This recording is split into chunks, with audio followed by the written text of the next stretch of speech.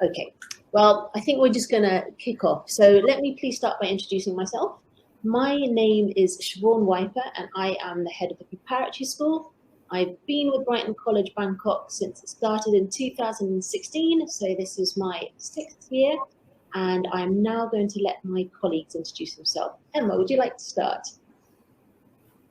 I'm Emma Horridge. I've been with Brighton for 7 years. My first 4 years were with one of our sister schools in the Middle East, because we are, of course, a part of an international family of schools. And now I'm here with us in Bangkok for the last few years, and it's an absolute pleasure. And can I please pass over to Max? Absolutely. Good morning, everybody. It's nice to have you with us. My name's Max Richmond. This is my 4th year teaching at Brighton College. I'm a Year 4 teacher. I'm the house parent of Chichester House, and I'm the enrichment coordinator for the Preparatory School. Thank you. Now, in a normal house, we would be in the theatre giving a talk and then doing a tour around the school. We'd actually, be showing you what our classrooms look like. You'd be able to see our children in action. But unfortunately, as we all well know, during these times of COVID, we are unable to do that. So we have a little video that I would like to share with you now, just giving you a taste of how our children are, what they do, and just give you a little bit of a flavour of what life is like in the preparatory school here.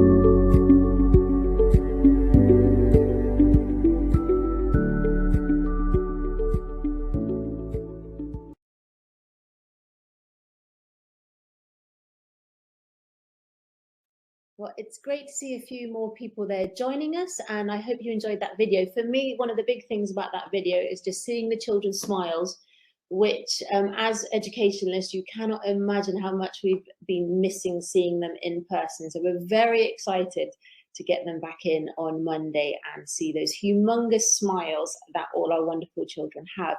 Now, thank you for some of the questions which we've had coming through, but one of the questions that I often get asked when showing people around is, what approach do we use here at Brighton College, Bangkok? And I know, it can be quite overwhelming when you hear as a parent so many people talking about, well, we use this approach, we use that approach. But I just wanted to talk a little bit about the holistic approach that we use here. So what is a holistic approach? Well, it's an approach that seeks to fully activate every aspect of a child, their imagination, their intellect, their emotions.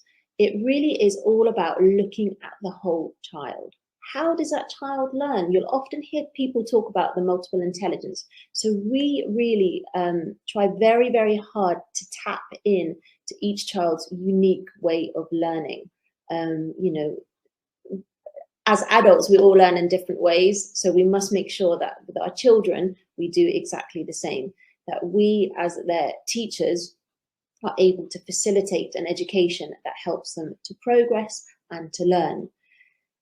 Why do we try and use this approach? Well, a child, said to me once, Mrs. Wyper, everyone here is a somebody, and I think with a holistic approach, that really enables us to allow children to be the best version of themselves, to be able to shine, and most importantly, to be able to be happy.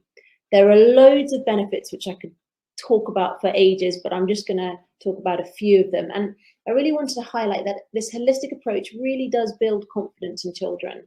It incorporates emotional reflection, and being emotionally intelligent is key to how things work in the real world.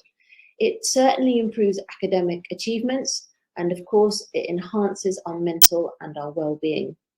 So it really is a wonderful approach that we do use here at school. Another question I get asked a lot, and I'm sure as Mr. Walton mentioned there about those wonderful A-level and GCSE results. How do we achieve those? Well, as we know, A-levels and GCSEs, children don't get those results unless they have a very, very good foundation, starting, from the early years. So perhaps, Emma, you could tell us a little bit about that. Absolutely. I think it comes back to that holistic approach that you were talking about. We have 3 core values at Brighton College across all of our schools: curiosity, confidence, and kindness. In some schools, when you have values such as this, they're there for your assemblies and your big events, but they're not embedded into the actual curriculum itself. For us, everything we do is about curiosity, confidence, kindness. So from our very early years in pre-nursery, we start to have a curriculum that focuses on how we can create these curious thinkers. We have a play-based curriculum where the environment is set up with challenges that inspire our pupils. We have specialist teachers that know how to interact with those pupils and encourage them in the right directions to move themselves forwards.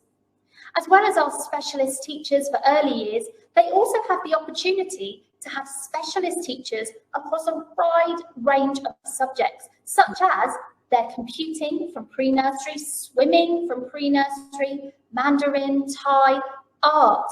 They have all of these things from the very beginning, so that wherever their interests lie, they are being developed from the start. And we have a very progressive curriculum. We start with this element of play, and as we come into Key Stage 1, we still have so much practical learning, but now we're really digging in to those problems. How are we problem solvers? How are we critical thinkers? The curiosity that they've established with their play is really being enhanced, and their confidence that they're establishing as they learn how to talk and stand in front of their friends is developing through their learning. This is a consistent approach that really helps them move forwards. Things like chili challenges give them those opportunities to shine and reach far beyond what we think they may be capable of. They never cease to surprise us.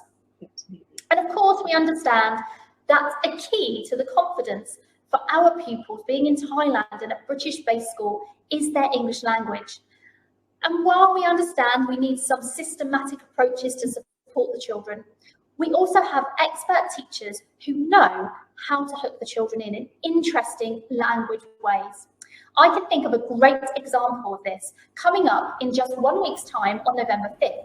It's actually our performance poetry day, and Mr. Richmond, who's a Year 4 teacher and our coordinator for Enrichment, has been planning this event, and I'm sure he can tell us a little bit more.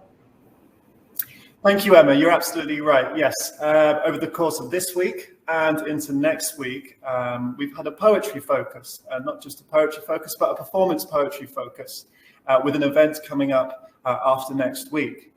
Now, instead of just asking the teachers to have their children learn and recite a poem, I thought as enrichment coordinator, I should contact the performing arts department in the senior school and really make most of the expertise we have in school and the facilities we have in school to make this event and the learning that is entailed in this event as interesting and as exciting as possible.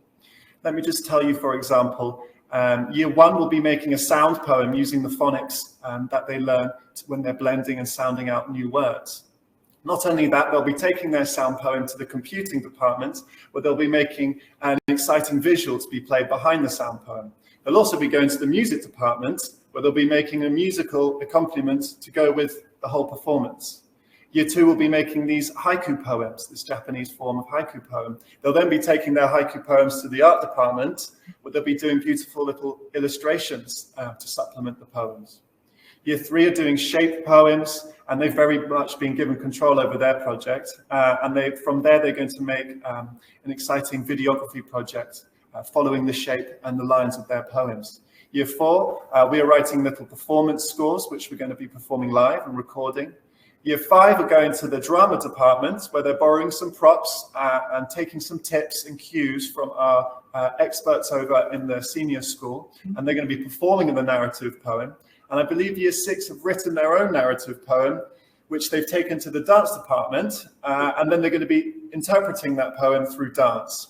So for me, this event really encapsulates what makes teaching and learning so special at Brighton College, that ability to collaborate and communicate between expertise and between departments really breathes a lot of life and energy and dynamism into the teaching, and as a result, into the children's learning.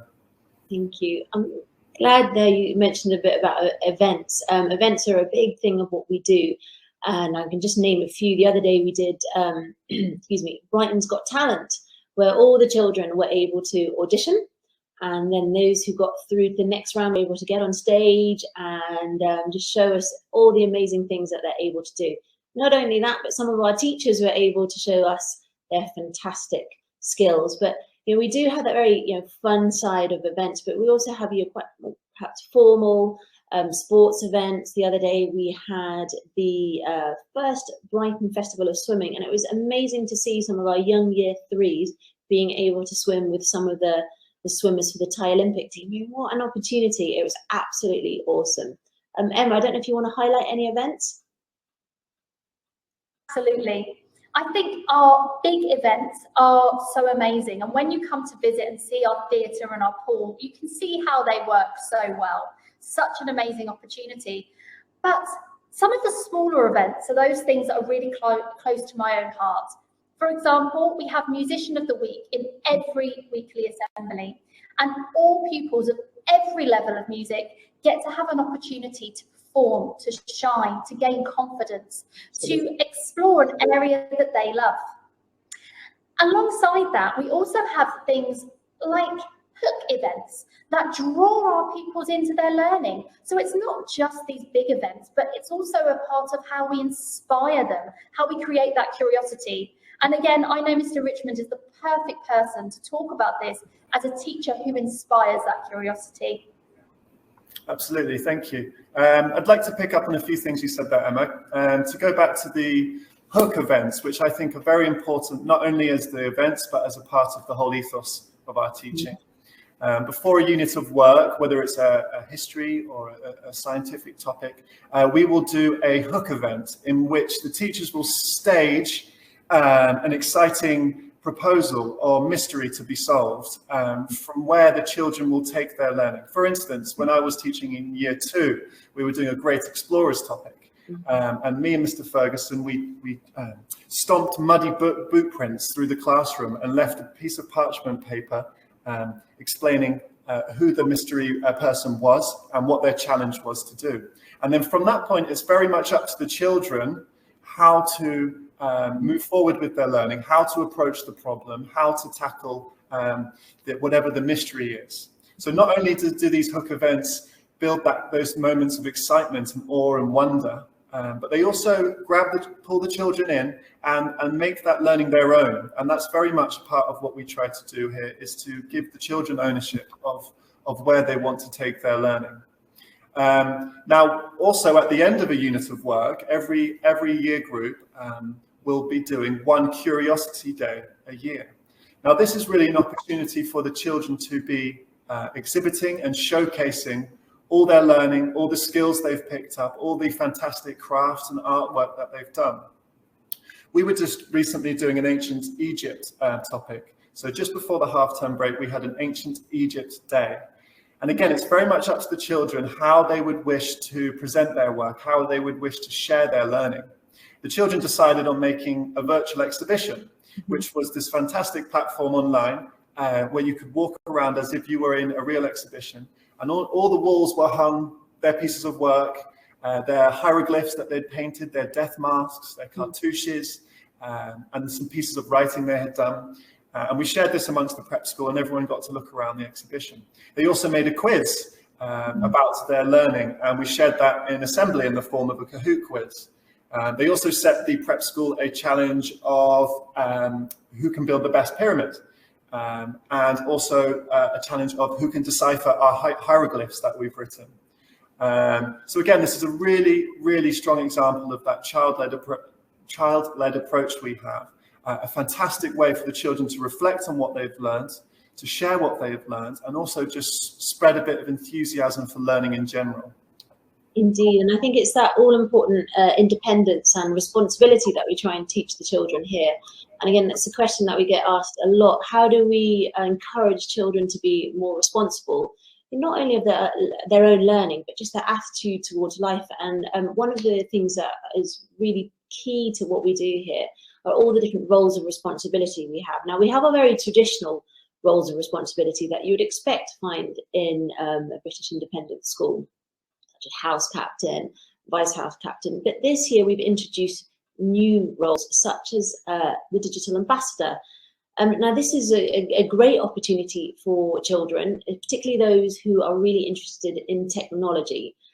We are asking them to work alongside our wonderful IT team to not only help people like myself, teachers and other children. If I can't get the iPad to work or the app's not working, I can go to one of the digital ambassadors to help me, because I think you'll all agree that children have a much better knowledge of how all these amazing apps that seem to change every 2 seconds, how they work. So we want to tap into their expertise and get them to help us. But also, we want to support them in learning how to speak, for example, in public, how to create a workshop. So when we do things like, digital safety, for example, we will have our digital ambassadors alongside people like myself or the IT team to help produce that workshop and stand up in front of parents and teach parents about how to be digitally safe when online and so forth. So it is a really, really amazing opportunity that they have. We have spoken about, obviously, our academics, and as we all know, we do get those amazing A-level results and GCSE results, but they don't come without having a very strong pastoral and wellbeing background. So I just quickly wanted to sort of talk about our pastoral and our wellbeing background. We are all about creating a happy classroom. And I am a firm believer that if you don't have a happy child, nothing else slots into place. As adults, we need to be happy, and children most certainly need to be happy in all sorts of different levels in order to achieve and be confident enough to push themselves to get those amazing results. We have introduced this year something called the Pelican Pathway. Now, this is a reward system that we adopted from Brighton College UK, and it is really about inspiring and encouraging pupils to reach their full potential, wherever their strengths lie. It celebrates the pupil to uphold the qualities we most value in our learning. So it's not just about giving a house point, for example, for getting a great result in your maths test. It's about giving results in things like, your progress, your participation, your effort, how you work in that class, for example, and partnership. So we want to encourage the children to go and help others. So really tapping into our code of conduct about being, curiosity, confidence, and kindness. I don't know if anybody else would like to add anything about that.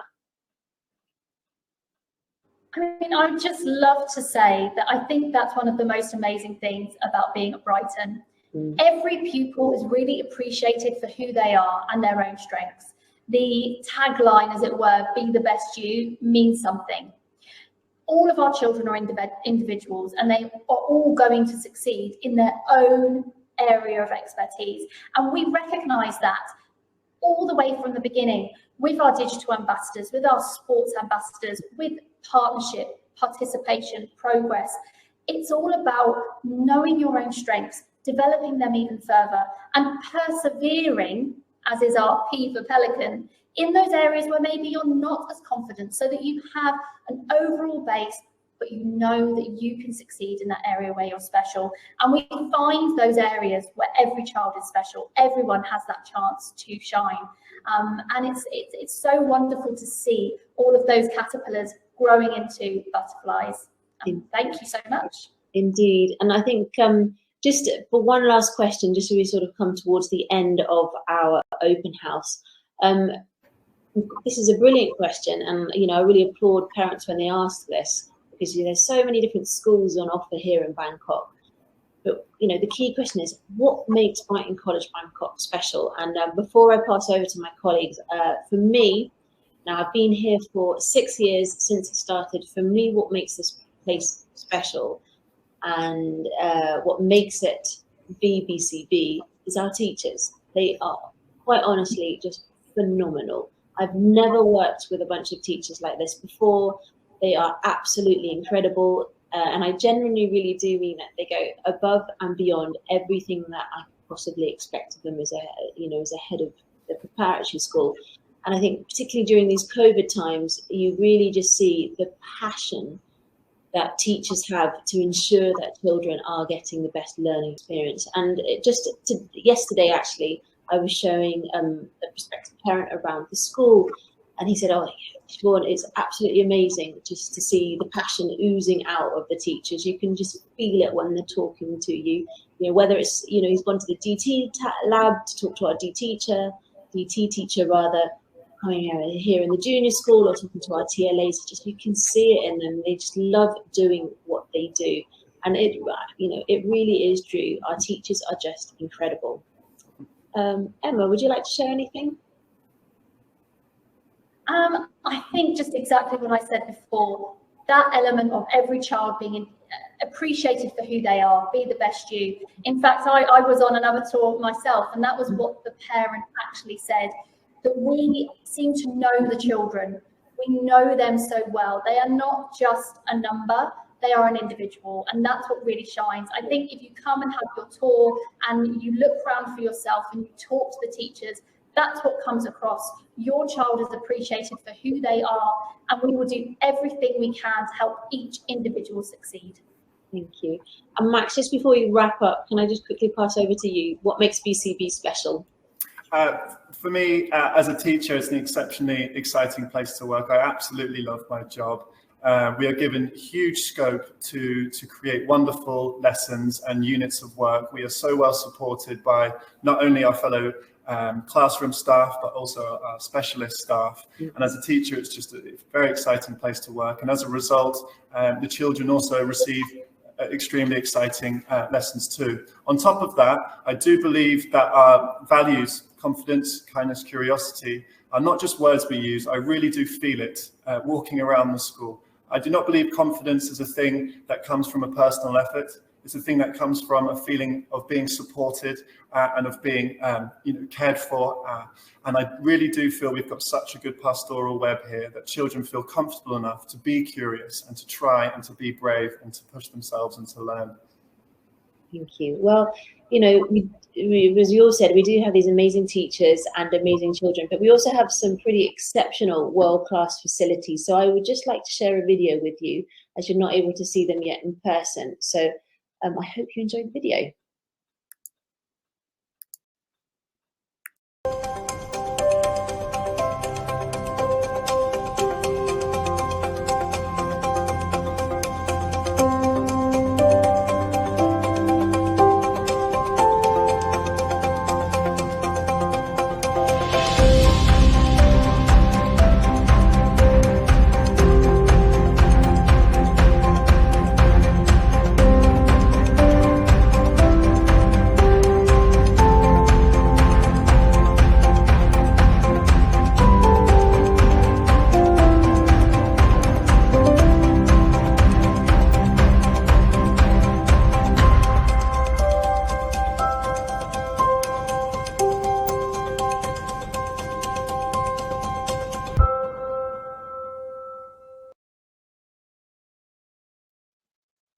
Well, there we go. Well, it just leaves me to say a huge thank you for giving us your time this morning. It is much appreciated. I'm sure you all have very busy lives, so really a huge thank you. And if you are interested in finding out some more information, I have popped in the chat an email, a web address that you can contact us from.